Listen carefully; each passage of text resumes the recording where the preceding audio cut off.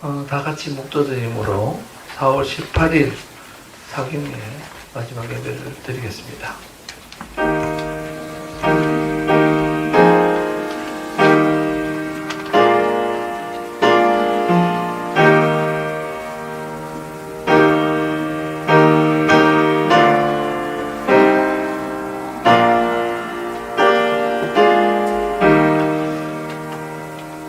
사랑과 은혜가 많으신 아버지 하나님, 저희 대구 동상병원을 사랑하시사 이렇게 상을 열게 됨을 감사드립니다. 하나님 아버지, 모든 순서를 주님 은혜 가운데서 함께하게 주시고, 또 말씀 전하시는 목사님께 성령의 힘을 불러 넣어주시고, 저희들에게 성령의 감화 감동을 주시옵소서. 이 모든 말씀 저희 받들어 기도드립니다. 아멘. 찬송가 35장 제창하시겠습니다.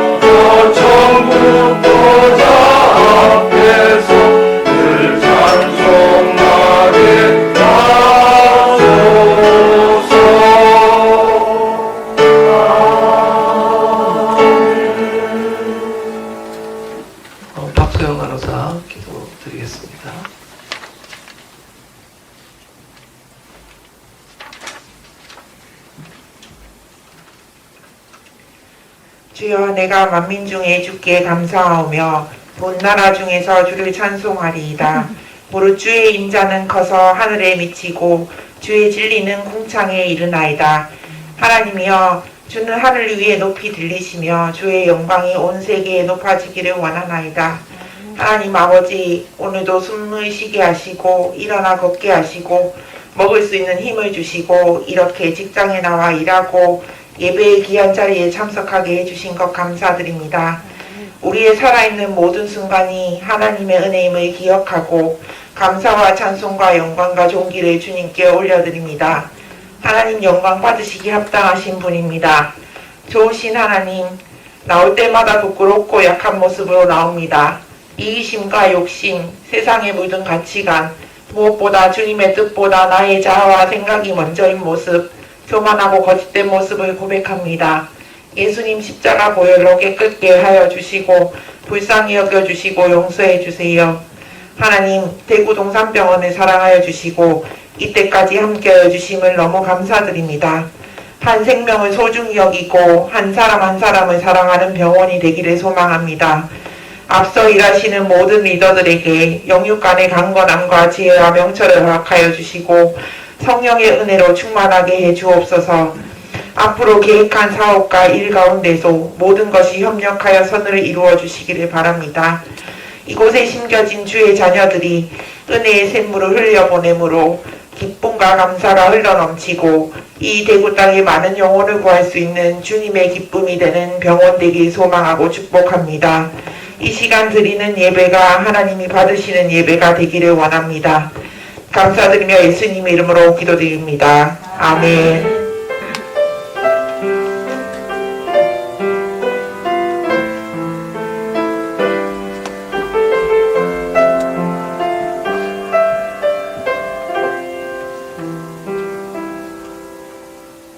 네, 정우진 병장님 성경 봉독해 주시겠습니다. 예, 오늘 말씀은 히브리서 5장 12절에서 14절입니다. 때가 오래되었으므로 너희가 마땅히 선생이 되었을 터인데 너희가 다시 하나님의 말씀의 초보에 대하여 누구에게서 가르침을 받아야 할 처지이니 단단한 음식은 못 먹고 젖이나 먹어야 할 자가 되었도다. 이는 젖을 먹는 자마다 어린아이니 의의 말씀을 경험하지 못한 자요 단단한 음식은 장성한 자의 것이니 그들은 지각을 사용함으로 연단을 받아 선악을 분별하는 자들이니라. 아멘.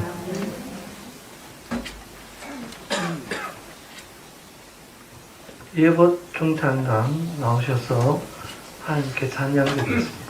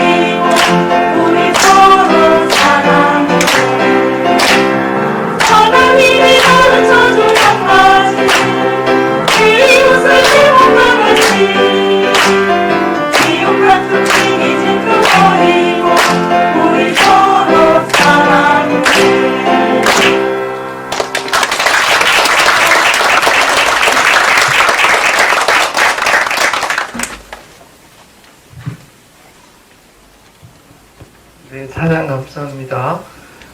다음은 그 만나교에 생기는 김병상 목사님 나오셔서 믿음이 자라나기라는 말씀 전해주시겠습니다.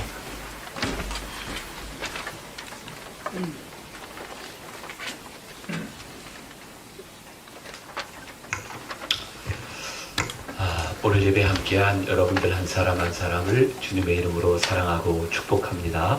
이 시간에 이제 온라인으로도 예배를 드린다고 하니까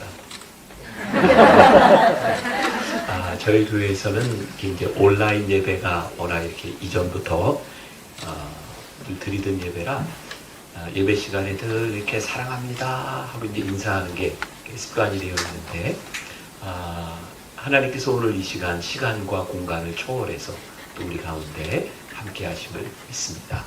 자, 어제 저녁부터 제가 오늘 세 번째 말씀을 전하는데 어제 첫날 제목을 혹시 기억하시는 분? 주님의 기쁨이 되기를. 야, 이렇게 마스크를 쓰니까 이렇게 좋네요. 말하는지도 모르겠고 틀리는지도 모르겠고. 네. 자, 오늘 아침에는 어떤 말씀이었죠? 하나님 나라의 종이 되기를. 제가 여러분들에게 이런 질문을 던졌어요. 진짜 여러분들은 주님의 기쁨이 되기를 원하십니까? 진짜 여러분들은 주님의 종이 되기를 원하십니까? 우리들의 신앙을 가만히 보면 우리가 이게 말로는 쉽게 하지만 주님의 기쁨이 되기보다는 주님이 나의 기쁨이 되기를 원할 때가 많고, 사실 주님의 종이 되어야 마땅한데 주님의 종이 되기보다는 주님이 나의 종이 되었으면 좋겠다 라고 생각할 때가 많이 있는 거죠. 자, 우리가 신앙생활을 처음 할 때는 이런 것들이 구별이 잘 되지 않습니다. 그런데 어느 정도 신앙에 이렇게 연륜이 쌓이게 되면 신앙이 무엇인지를 깨달아 알아야 되는 때가 오는 것 같아요. 그게 뭐냐면 믿음이 자라나는 거죠.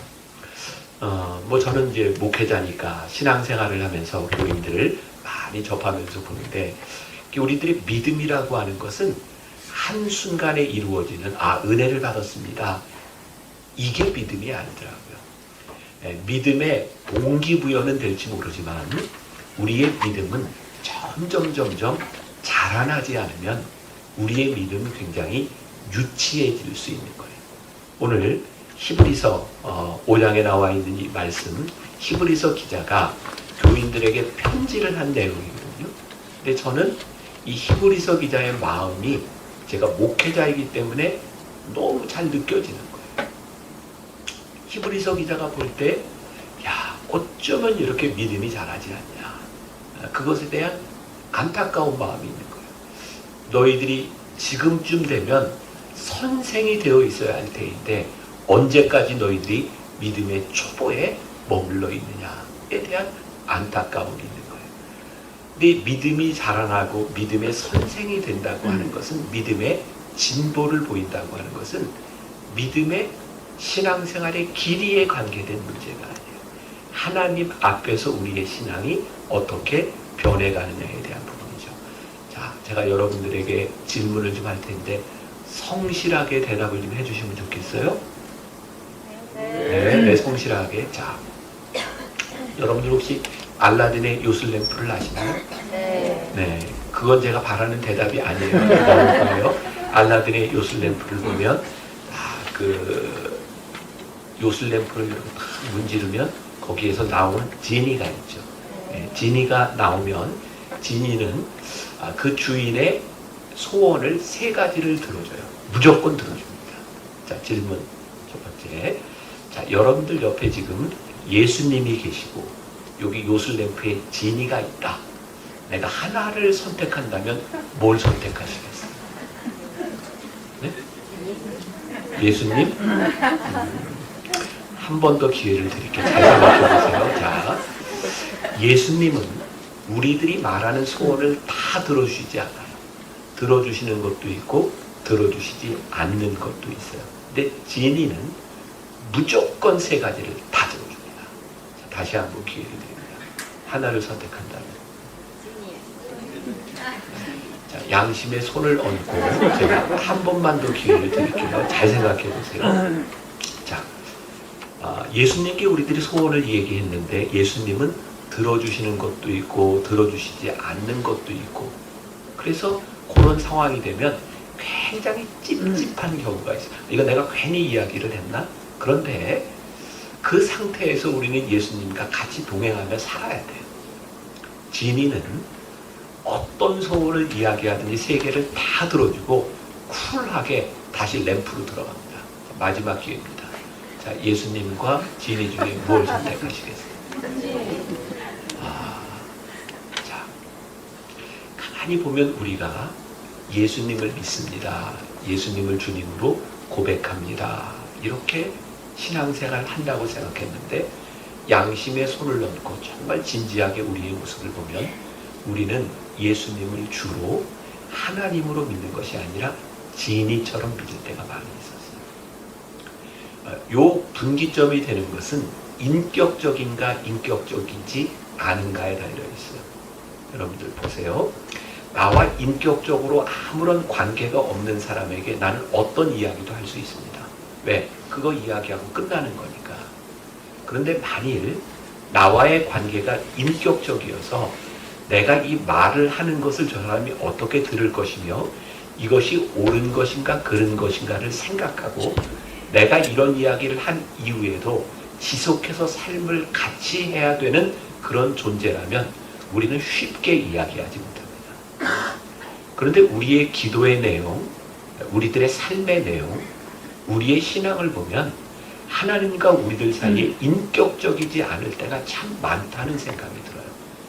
하나님을 우리들이 인격적으로 믿는다면 우리의 삶은 어떠해야 될 것이며 우리들이 기도하는 기도의 내용이 이거 하나님 앞에서 부끄럽지 않은가를 생각해 볼 필요가 있는 거죠. 이런 예가 적절할지 모르겠어요. 여러분들 신앙생활 하는데 제가 좋은 팁을 하나 드릴게요. 이제 새벽 시간에 나와서 이제 기도하는 성도들 중에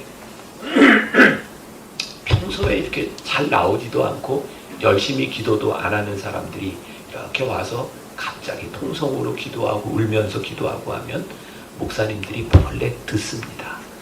무슨 기도를 하나. 궁금해요. 저 사람이 왜 저런 기도를 하지? 그러니까 사실 우리는 기도가 우리들의 삶에 문제가 생겼을 때 어떤 위기 가운데서 기도하는 것은 당연한 일입니다. 그런 기도가 잘못된 것은 아니에요. 그런데 그런 기도가 변하지 않는 것은 잘못된 것이라는 생각을 해요. 그리고 기도에는 두 가지가 있다. 하나는 뭐냐면 하나님께 기도하고 맡길 수 있는 믿음이 있는 기도가 있고 또 하나는 내가 매일 하나님 앞에서 구해야 되는 기도가 있어요. 이것이 구별되지 않으면 우리의 믿음이 자라지 않는 거예요. 우리의 근심과 염려와 걱정을 하나님께 맡기라. 하나님, 제가 하나님께 맡겼습니다. 하나님, 이 기도를 들으신 줄 믿습니다. 그리고 마음의 평안을 얻고 돌아가야 되는데, 자, 제가 지금 하는 말이 얼마나 힘든 얘기인지 쉽지 않아요. 그런데 우리는 기도한다고 하면서 하나님을 그렇게 인격적으로 생각하지 않기 때문에 우리는 그렇게 기도하고 내일 와서 똑같은 기도를 또 해요. 그러니까 다른 사람이 볼 때에는 야, 어쩌면 매일 저렇게 나와서 부르짖고 매일 저렇게 통성 기도하고 눈물을 흘리는가. 외적으로는 믿음이 좋은 것처럼 보일 수 있으나 사실은 믿음이 자라지 않는 경우들이 많이 있어요. 그러나 우리가 저 같은 경우는 그래요. 늘 하나님께 기도하는 게 하나님, 오늘도 저를 붙잡아 주세요. 저는 제 마음의 소원이 저는 우리 교인들에게 좋은 목사이고 싶어요. 제일 큰 소원이에요. 그리고 제 소원, 제가 죽었을 때 우리 교인들이 저를 이렇게 제 영정사진을 남겨놓고 우리 목사님, 저는 그렇게 기억해 줄 수 있으면 나는 제일 복된 사람이다. 저에게 있어서 제일 복된 일이라고 생각하거든요. 그래서 늘 제가 저 스스로 위험하고 불안한 거예요. 왜? 내가 나를 지키는 게 쉽지 않으니까. 그래서 하나님, 저를 도와주세요. 저를 지켜주세요. 이건 제가 매일 일상 속에서 이제 반복되는 그런 기도인 거죠. 자, 그러니까 이런 것을 우리들이 어떤 기준을 가지고 딱 분기점으로 나눈다, 이런 게 쉽지 않지만 사실 우리들이 어느 정도의 믿음이 자라난다고 하는 것은 이제 기도에서 그치는 것이 아니라 기도한 우리들의 삶에 결단의 문제까지 나아가야 우리들의 믿음이 자라나는 거잖아요. 뭐 이게 좀 극단적인 예가 될 수도 있어요. 우리 남자들 중에 처음 신앙생활을 하는 사람의 기도 제목은 예전부터 한국 교회 안에서는 신앙생활을 시작하면 이제 술과 담배를 끊어야 되는 거예요. 이제 그게 믿음을 가진 사람의 외적인 표식이 되는 거죠. 그래서 사람들이 나와서 이제 신앙생활을 시작하면 그런 기도를 간절히 해요. 하나님, 담배를 끊게 해주세요. 술을 끊게 해주세요. 참 귀하잖아요. 초신자가 이렇게 몇 번 기도하는 건 귀한데 계속 그런 기도를 하는 사람을 보면 가서 한 대 때려주고 싶어. 아니 끊지. 맨날 기도를 해. 제가 이상한가요? 사실 우리들의 삶에 결단이 일어나면 더 이상 기도하지 않아도 되는 문제들이 참 많이 있습니다. 근데 우리들은 그 결단을 하려고 하지 않아요. 어린아이 같아요. 그냥 늘 징징징징 되는 거예요. 그러니까 오늘 말씀해 보니까 이렇게 되어 있잖아요. 자, 12절부터 제가 다시 한번 봐요. 때가 오래되었으므로 너희가 마땅히 선생이 되었을 터인데 너희가 다시 하나님의 말씀의 초보에 대하여 누구에게서 가르침을 받아야 할 처지이니 단단한 음식은 못 먹고 젖이나 먹어야 할 자가 되었다. 이는 젖을 먹는 자마다 어린아이니 의의 말씀을 경험하지 못한 자요. 그러니까 어린아이와 같은 신앙의 특징이 뭐냐면 젖이나 먹는 거예요. 여러분 애기가 젖이 맛있어서 먹나요? 어렸을 때 여러분들 젖 먹을 때 기억해 보세요. 맛있어서 먹었어요. 이거 제가 또 너무 불리한 얘기를 했네요. 사실은 아이는 젖밖에 먹을 수 없기 때문에 젖을 먹는 거예요. 아이가 자라나는 증거 가운데 하나는 어느 시점이 되면 젖이 아니라 그 아이가 소화할 수 있는 조금 더 단단한 음식을 먹는 거예요. 영적인 비유인데 우리들이 신앙생활을 하면서 맨날 젖이나 먹어야 돼. 다른 게 소화가 되지를 않는 거예요.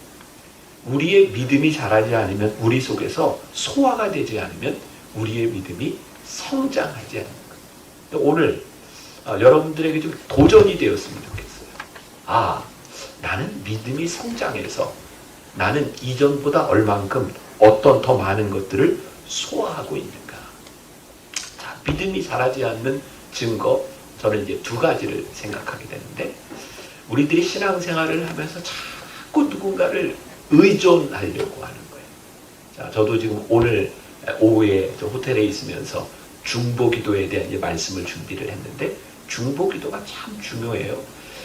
믿음이 강한 자는 믿음이 약한 자를 위해서 마땅히 기도해야 된다고 성경이 말씀하고 있어요. 그러니까 우리 믿는 자들에게 굉장히 중요한 중보기도죠. 그런데 만일 우리가 늘 누군가에게 중보기도를 요청해. 저에게 이런 문제가 있는데 기도해 주세요. 얼마나 신실해 보여요. 저 사람은 이렇게 기도를 부탁하고. 근데 가만히 보면 그게 신실함일 때도 있지만 자기가 별로 기도를 안 해요. 저희 어머님이 사모님이었거든요. 돌아가셨는데 한 번은 교인이 와서 저희 어머니께 기도를 요청했대요. 사모님 저를 위해서 이런 기도를 해주세요. 그때 저희 어머니가 내 기도를 네 기도를 왜 내가 하냐? 네가 해. 충격받으셨어요? 저희 어머니의 의도는 너를 위해서 기도하지 않겠다라고 하는 것이 아니라 왜 너는 네 문제를 가지고 왜 남에게 이야기를 하고 왜 네가 그 문제를 놓고 네가 기도하지 않는 거야. 우리들이 겉보기에는 신실하게 보이는 것 같으나 우리들의 믿음이 자라나지 않아서 하나님과의 관계가 맺어지지 않고 하나님과의 인격적인 관계 속으로 들어가지 못한다면 아무리 겉모양이 신실하게 보인다 할지라도 우리의 믿음이 자라지 않는 거죠. 제가 20년 전에 만나교회 담임 목사가 됐어요. 제가 젊은 나이였어요. 그때가. 여러분들이 제 나이를 오해할까봐 제가 지금 60이 안 됐어요. 그렇게 보이나요? 네, 그렇군요. 네, 그러니까 제가 30대 후반에 이제 만나교회 이제 담임 목사가 됐는데 이제 그 당시에 만나교회 규모가 30대 후반의 목사가 되기에는 꽤 큰 규모의 교회였어요. 근데 제가 담임 목사가 되고 났는데 젊은 부부들이 아이를 낳으면 저한테 와서 목사님 우리의 이름을 좀 지어주세요. 그래요. 그럼 그런 이야기를 들을 때 그래 참 신실하다. 나한테 이렇게 목사한테 이름을 줘달라 그러고 제가 그 부탁을 들으면 기도실에 들어가서 기도를 해서 어떤 이름이 좋을까 그리고 이름을 줘줬어요. 이렇게 한 번, 두 번 계속되다 보니까 아니, 사람들이 이름을 줘달라 그러는데 좋은 이름이 그게 그건 거예요. 그 생각을 해봤어요. 왜 나한테 자꾸 이름을 줘달라 그럴까? 생각해보니까 그 사람들의 마음 가운데, 아, 목사님이 우리 아이의 이름을 줘주면 뭐 잘 될 것 같아, 뭐 좋은 이름, 그런 생각을 하고 있는 것 같아요. 그게 별로 바람직하지 않은 거예요. 목회자가 아이의 이름을 지어준다고 아이가 잘 될 수 있는 능력이 저에게 있나요? 저에겐 그런 능력 없어요. 근데 왜 사람들은 그런 생각을 할까요? 인격적이지 않은 거예요. 우리 아이를 하나님 앞에서 내가 어떻게 신앙적으로 인격적으로 키워야 되느냐보다 어떤 면에서는 조금 극단적으로 이야기하면 미신적이고 주술적이고 목사님이 지어진 이름을 부르면 잘 될 것이다 라고 생각하는 그러한 신앙의 유형들이 우리들 가운데 많은 거예요. 그러니까 신앙생활은 열심히 하는데 그 믿음이 아닌 거예요.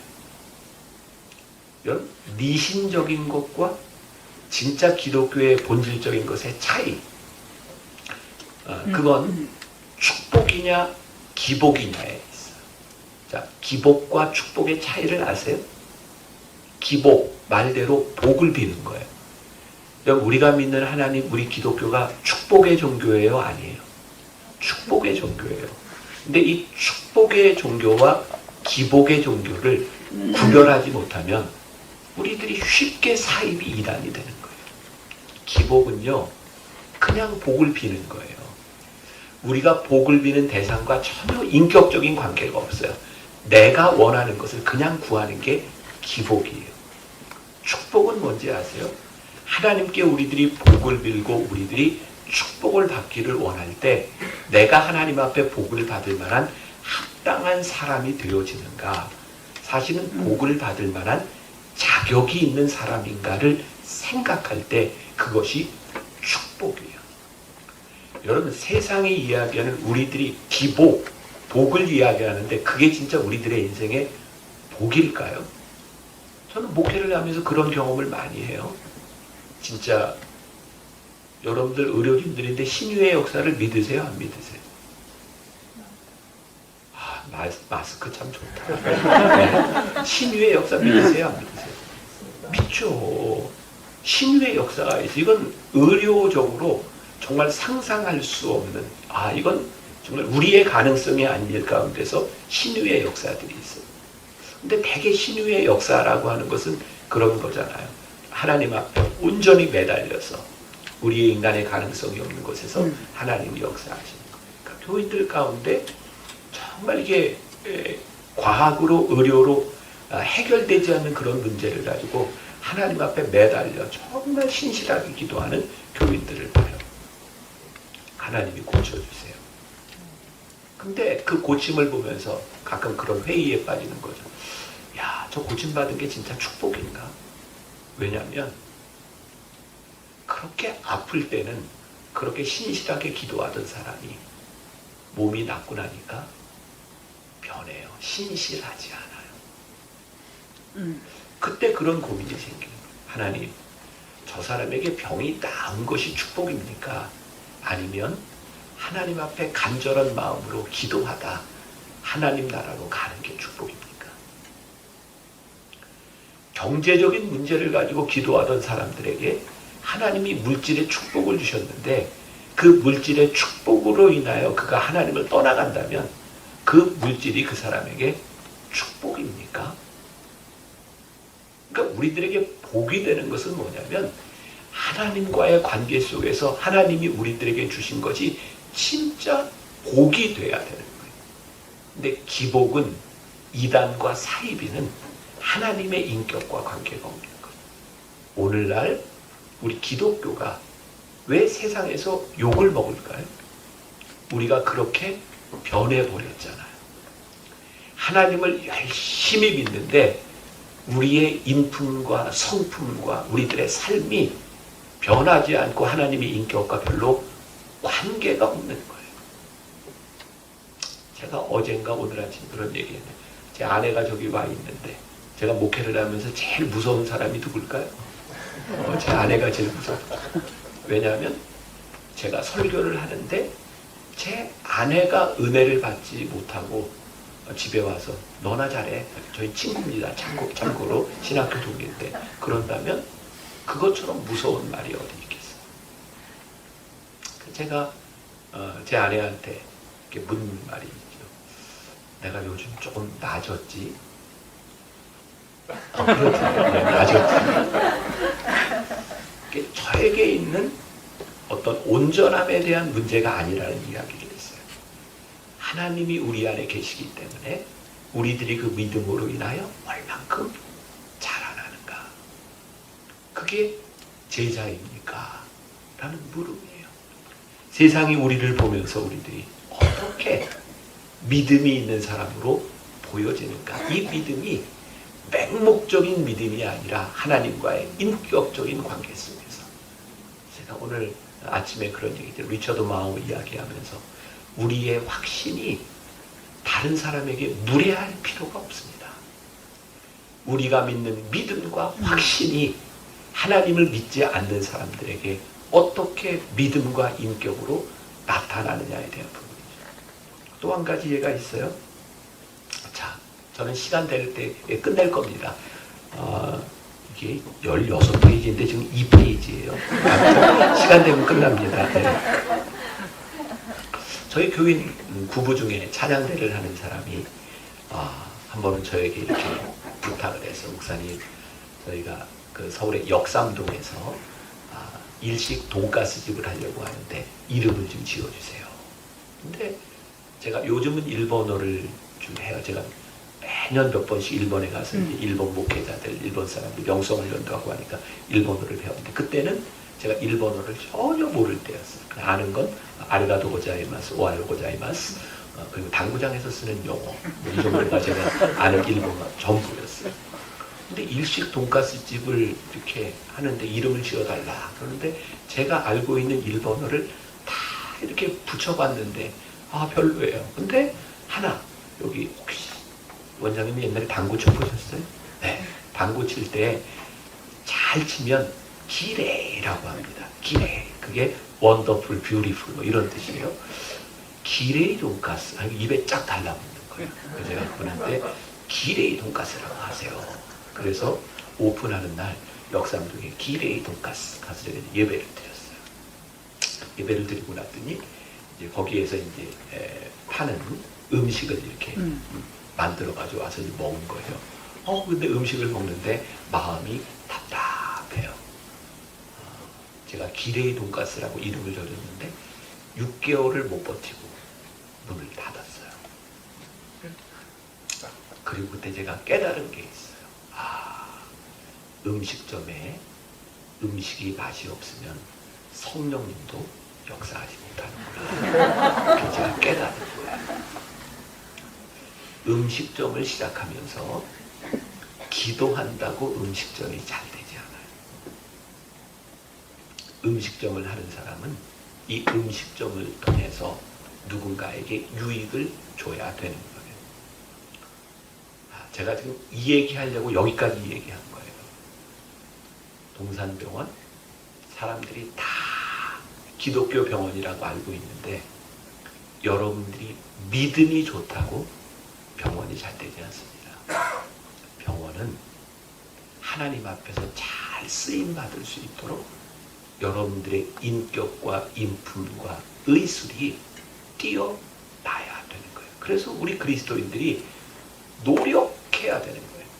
성령님의 인도하심을 따라 성령님이 원하심을 따라 하나님 우리가 이렇게 잘 쓰임받을 수 있도록 하나님 우리들의 성품이 빚어지게 하시고 그래서 여러분들이 환자를 대할 때 저희 교회는 의사들이 많아요. 얼추 의사들이 200여 명이 넘는 것 같아요. 이 분당이라는 직업군이 의사가 굉장히 많은 곳입니다. 제가 요즘은 젊은 의사들이 개원을 한다 가슴이 덜컥 내려요. 어떻게 하나. 막 무서워요. 요즘은 너무 어려우니까. 근데 제가 병원을 시작하는 의사들에게 꼭 하는 말이 있어요. 여러분들에게 환자들이 돈으로 보이지 않았으면 좋겠습니다. 환자들을 볼 때 아버지의 마음이 있어서 하나님 저로 인하여 저 환자가 나음을 받고 저 환자가 행복해질 수 있도록 제가 쓰임 받으면 좋겠습니다. 저는 그걸 목자의 마음이라고 생각합니다. 그래서 우리 그리스도인들이 목자의 마음을 가지면 뭐를 해도 된다. 식당을 해서 내가 밥을 하나 팔아도 야, 내가 만든 이 음식으로 저 사람이 기쁘고 감사했으면 좋겠다. 목자의 마음이 내가 돌보고 있는 양들이 행복해야 되는 거잖아요. 저도 목사로서 제가 가지는 늘 마음이 우리 교인들이 기쁘면 좋은 거예요. 슬픔은 마음이 아픈 거예요. 동산병원이 여러분들이 그리스도인이기 때문에 오늘 우리들에게 묻고 계시는 세 가지의 질문, 정말 하나님의 기쁨이 되기를 원하십니까? 여러분들이 정말 종으로 살기를 원하십니까? 그렇다면 여러분들의 믿음이 자라나도록 하십시오. 그러면 믿음이 자라난다는 증거 가운데 하나는 뭐냐면 하나님의 마음을 알아가는 거예요. 저는 우리 신앙이 자라나는 굉장히 중요한 증거 가운데 하나가 어느 날 우리들에게 느껴지는 고백이 그게 하나님의 마음이었구나. 하나님의 마음을 아는 것. 자, 뭐 저도 이제 뭐 할아버지가 됐으니까 애들도 키우고, 저희 손녀딸이 아직 2살도 안 됐어요. 이제 16개월인가 이렇게 됐어요. 제가 어제도 오기 전에 2시간 동안 우리 손녀딸하고 놀아주고 왔거든요. 손녀딸하고 노는데 우리 손녀딸이 지금은 말을 잘 못해요. 이거 좋아 그러면 응, 싫어? 이거밖에 못해요. 근데 제가 우리 손녀딸 안고 이제 브런치를 이렇게 빵집에서 먹고 가는데 얘 데리고 다니면서 응, 이거에 제가 100% 반응을 해요. 얘는 말귀를 못 알아들어요. 제가 100% 반응해 주는 거예요. 근데 이놈이 만일 나이가 들어서 자라나는데 다른 사람들이 있는 곳에서도 계속 이러면 제가 그걸 계속 들어줘야 될까요? 아니죠. 이제 말귀를 알아들을 때가 되면 알아들어야 되는 거예요. 우리의 신앙이요. 처음 예수를 믿을 때는 하나님이 우리를 그냥 봐주세요. 그래서 여러분들 그런 경험 하셨을 거예요. 예수 처음 믿었을 때 간증이 많았어요. 와, 초신자들 이런 기도도 들어주셔. 막 정말 이상한 기도의 응답 막 신나는 거예요. 제가 여러분들에게 아주 또 좋은 팁을 하나 알려드리면 신앙생활하는 여러분들 가운데 예수 믿은 지 한 2, 3년 안쪽에 있는 분들은 그냥 뭐든지 기도하세요. 괜찮아요. 하나님 일단 들어주세요. 왜냐하면 얘는 말귀를 못 알아들어서 안 들어주면 떠나든지 막 시끄러. 일단 들어줘요. 그런데 말귀를 알아들을 만한데도 계속 그렇게 기도하면 하나님께서 어떻게 하실까요? 때리세요. 저는 때리는 건 굉장히 중요해요. 인격적인 거라고 생각합니다. 돌아가신 저희 아버님이 저희 사남매를 키울 때 마지막 경고가 늘 그런 말씀이었어요. 인격적으로 얘기할 때 들어. 그때 안 들으면 어떤 일이 일어날까요? 비인격적인 일이 일어나는 거예요. 여러분 신앙의 원리가요. 하나님이 인격적이시기 때문에 우리들이 어느 시점이 되면 하나님께서 이제 네가 내 마음을 알았으면 좋겠다 하시는 때가 있어요. 그때는 우리들이 하나님의 마음을 헤아릴 줄 알아야 돼요. 여기 하나님 마음이 있구나. 그때 우리의 믿음이 성장하는 거죠. 몇 해 전이에요. 제가 예배를 마치고 저는 이제 설교를 마치고 나면 이렇게 밖에 나가서 교인들하고 인사를 하는 게 아니라 그 인사를 할 수 없는 상황에 교인들이 막 빠져나가니까 저는 앞에서 강대상에서 교인들이 다 나갈 때까지 이렇게 찬양하고 같이 기도하고 사람들이 다 나가면 이제 그때 나가요. 이렇게 나가는데 한 청년이 저를 보더니 제가 모르는 청년이었어요. 저한테 그러는 거예요. 목사님, 저 살고 싶어요. 죽음을 생각했던 거죠. 그래서 그냥 안고 그냥 이렇게 기도했어요. 그리고 저는 제 방에 갔다가 다음 예배를 드리려고 제 사무실에서 엘리베이터를 타고 이렇게 내려오는데 그 청년이 엘리베이터 안에 있는 거예요. 근데 뒤에서 이렇게 입을 가리고 있어요. 보니까 술 냄새가 나는 거예요. 엘리베이터에는 다른 교인들이 있고. 제가 그 청년에게 그랬어요. 괜찮아, 손 내려. 근데 이 청년이 저에게 이렇게 말해요. 목사님, 제가 술 먹었는데 교회 와도 괜찮아요? 괜찮아, 와도 돼. 그때 저에게 하나님의 마음이 느껴졌어요. 하나님은 너 술 먹었기 때문에 교회 오면 안 돼 라는 것이 아니라 네가 술 먹고 괴로워하는 이 순간에도 여기에 온 게 기쁘다. 하나님이 안아주실 것 같았어요. 하나님의 마음이 우리들 안에 보이기 시작하면 우리들이 할 수 있는 일과 하지 말아야 되는 일과 그런 것들이 구별되기 시작해요. 제가 우리 교회에 오래전입니다. 흡연실을 만들고 굉장히 곤욕을 좀 겪었어요. 저희 교회는 예전에 흡연실 있는 교회로 굉장히 유명해진 교회입니다. 제가 흡연실을 만든 이유는 우리 교인들과 함께 제가 그때는 신방도 다니고 이럴 때였는데 한 젊은 가정인데 아내가 그런 얘기를 하는 거예요. 목사님, 우리 남편이 담배를 못 끊어서 그 짧은 시간을 못 참아서 몸에 담배 냄새 때문에 예배당에 못 들어오고 밖에서 이렇게 아내하고 아이만 내려주고 끝날 때까지 기다렸다가 그리고 태우고 간다는 거예요. 그때 제 마음에 그런 생각이 들었어요. 저렇게 담배를 피우는 것 때문에 말씀을 들을 수 없고 예배를 드릴 수 없다면 저런 사람은 어떻게 예배를 드릴까? 그리고 제가 다른 가정과 함께 이야기를 할 때였는데 젊은 가정이었는데 제 이야기를 듣더니 그 젊은 집사가 사업하는 사람인데 목사님, 그게 제가 평소에 꿈꾸던 교회입니다. 담배 피면서 예배드리는 교회. 흡연실에 제가 만들겠습니다. 돈을 내고 부인이 미술을 한 사람인데 인테리어를 이렇게 하겠다. 그래서 한 15년 전에 저희 교회에는 교회 이렇게 건물에 흡연실을 만들고 그때부터 예배 시황 중계를 했어요. 담배를 피면서 예배를 드릴 수 있도록. 그것 때문에 막 저희 교회에 와서 어떤 교인들은 막 데모를 하고 저 교회 이단 아니냐, 흡연실이 웬 말이냐. 근데 저는 하나님의 마음이 그랬을 것 같았어요.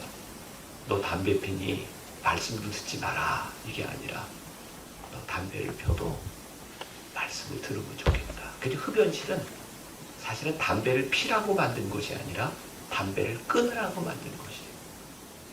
근데 진짜 그런 일들이 일어나기 시작했어요. 요즘도 저희 교회는 몇 번씩 이 흡연실에 그 담배 공초를 치워야 돼요. 여러분들 김학래라고 하는 개그맨 아세요? 김학래 씨가 흡연실에서 예배 드리다가 본당까지 올라와서 영성훈련까지 다 받았어요. 옛날에 논개라는 노래 부른 가수 있어요.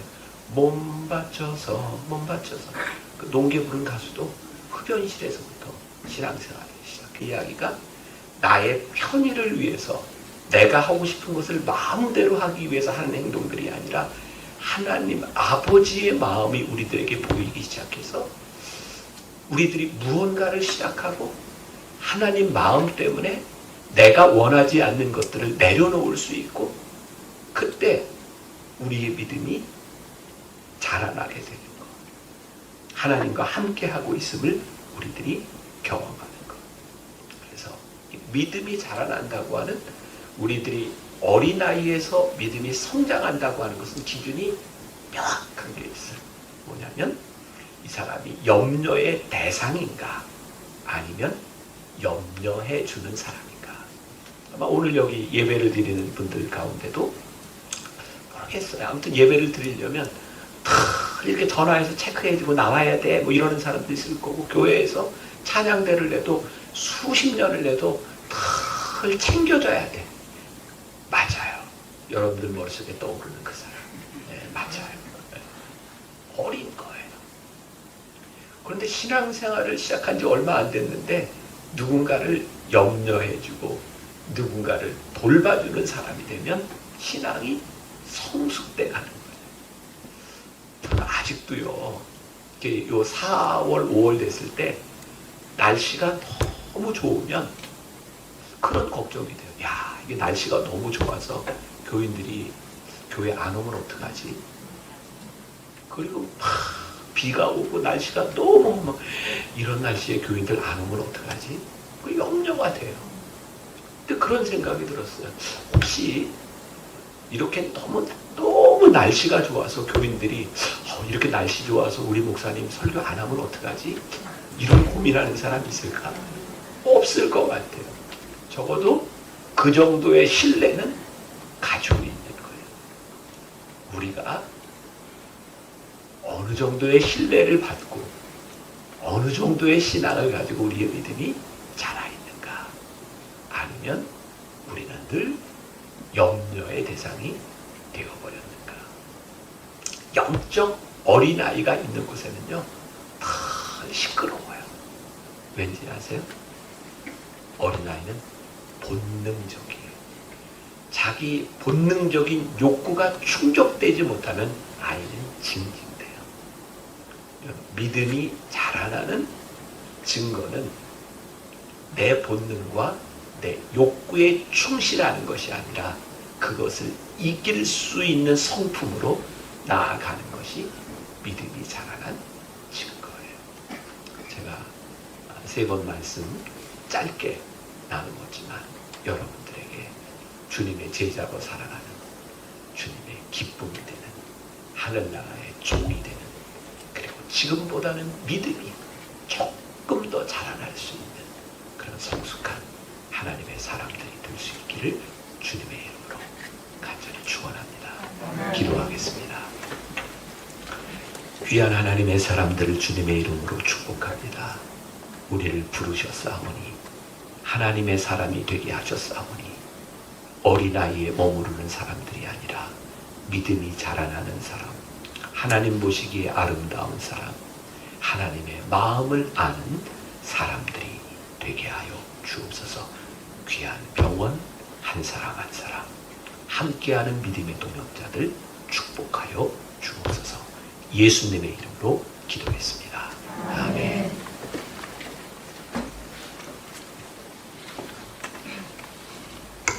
내 목사님 하나님의 마음을 가지고 내 믿음이 자라나기를 모든 대구동산병 교직원들이 되기를 원합니다. 찬송 545장 대찬하겠습니다.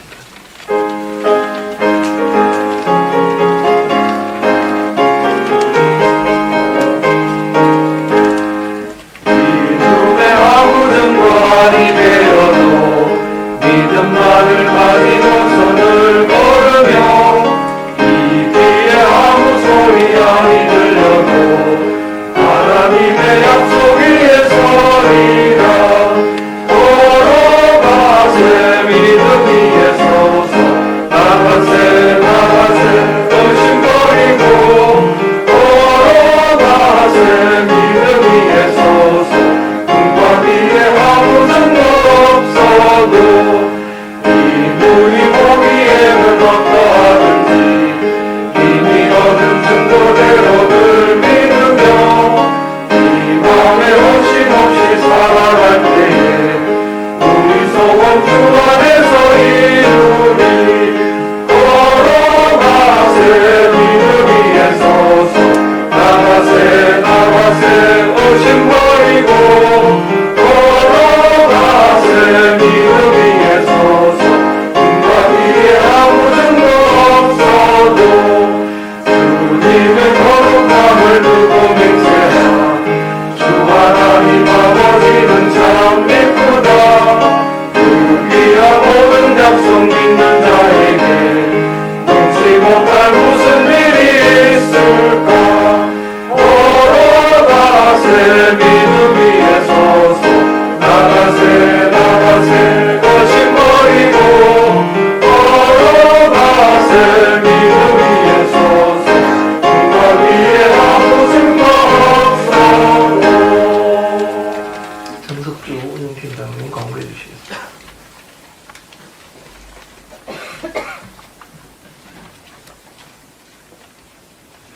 광고 전해드리겠습니다.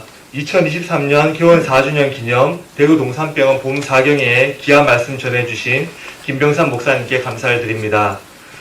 아울러 예배 순서 맡아주신 분들과 특송으로 섬겨주신 분들께 감사드립니다. 예배 후에 기념 촬영이 있습니다. 기념 촬영에 많은 참여 부탁드리겠습니다.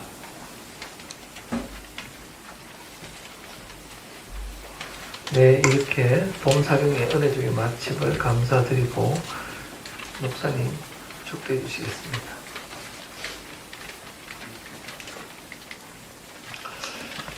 지금은 우리 주 예수 그리스도의 은혜와 하나님 아버지의 무한하신 사랑과 성령의 인도하심이 주님의 제자가 되기를 소원하고 우리의 믿음이 자라나기를 꿈꾸며 하나님 나라의 종으로 살겠습니다. 주의 기쁨이 되겠습니다. 다짐하며 나가는 당신의 사랑하는 모든 백성들 위해 지금부터 영원까지 함께 하시기를 간절히 축원하옵나이다. 아멘.